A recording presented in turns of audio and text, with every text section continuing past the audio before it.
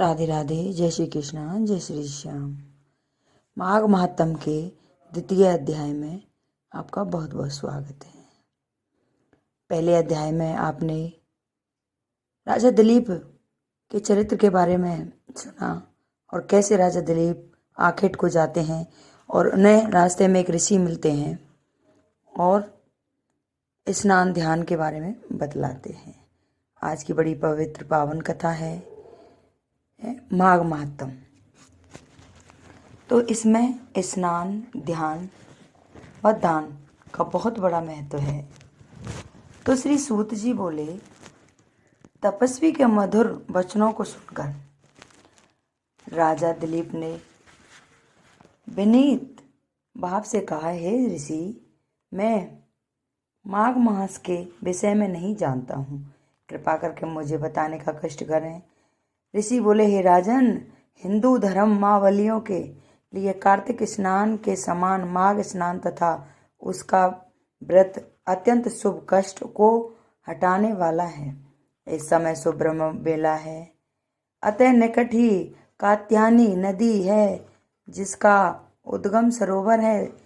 अतः समय बिना गवाए नदी में स्नान करो तथा माघ मास का महात्म, उसकी विधि तथा फल अपने कुल गुरु वशिष्ठ से पूछ लेना। राजा ने पवित्र सरोवर में स्नान किया तथा अपने नगर की ओर प्रस्थान कर राजधानी लौटने के पश्चात राजा दिलीप ने अपने सुयोग मंत्रियों सहित गुरु वशिष्ठ के आश्रम की ओर प्रस्थान किया।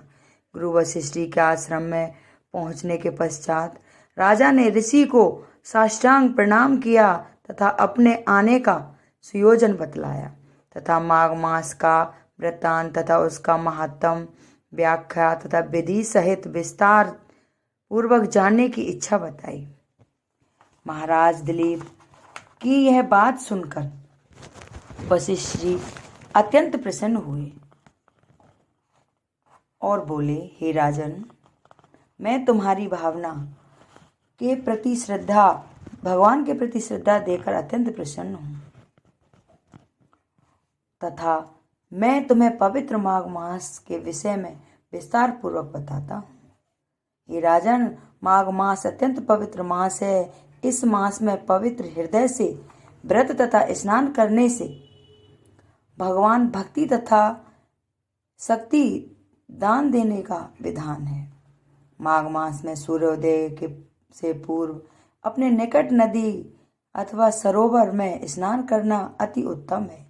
यदि निकट में गंगा, यमुना, प्रयागराज तीर्थ स्थान हो तो सोने पर सुहागा बन जाता है। प्रभु नाम के उच्चारण के साथ स्नान करने वाला प्राणी सीधा वैकुंठ लोक को जाता है। अतः स्वर्ग जाने के इच्छुक व्यक्ति को प्रभु का नाम स्मरण करते हुए स्नान करना चाहिए। माघ स्नान का फल कामधेनु के समान है। इसके स्नान के फूल स्वरूप परिवार सुखी, संपन्न व धन धान्य पूर्ण रहता है। माघ व्रत में अन्न का त्याग करना चाहिए। अगर अन्न का त्याग न करने में असमर्थ है तो व्रत पूर्ण करके शाम को और एक बार भोजन कर ले। व्रत के समय पूर्व स्मरण, भजन, संकीर्तन करना चाहिए। मगर संक्रांति में अन्न त्याग कर आदित्य राजा ने 12 वर्ष तक विनय पूर्वक स्नान, ध्यान, व्रत व दान किया था। उनको 12 पुत्र रत्न प्राप्त हुए थे। असंधति सुमित्रा ने माघ स्नान व व्रत किया तो उसको स्वर्ग की प्राप्ति हुई। सची ने परम स्वरूप तथा सौंदर्य प्राप्त किया तथा स्वर्ग में राज प्राप्त किया। माघ स्नान से सुबुद्धि प्राप्त होती है, पापों का नाश होता है तथा प्राणी को स्वर्ग लोक की प्राप्ति होती है। माघ स्नान करने वाले प्राणी को स्नान के पश्चात जल, तप, भगवान भक्ति तथा भजन में लीन रहना चाहिए तथा यथाशक्ति दान देना चाहिए। माघ स्नान में दान पुण्य का विशेष महत्व है। माघ मास में गौ दान करने वाले उतने समय स्वर्ग में निवास करते हैं जितने गऊ के शरीर में रोम होते हैं। माघ मास में गुड़ तिल के दान का विशेष महत्व है।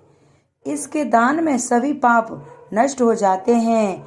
तिल के दान से पापों का नाश होता है, हृदय निर्मल होता है और हमारे पितरों के तर्पण से प्राणी वैकुंठ धाम को जाते हैं। भृगु ऋषि ने मणि पर्वत पर विद्याधरों से कहा, हे कि आकाश की शोभा सूर्य से, कुल की शोभा संतान से तथा उसी प्रकार तप की शोभा दान से।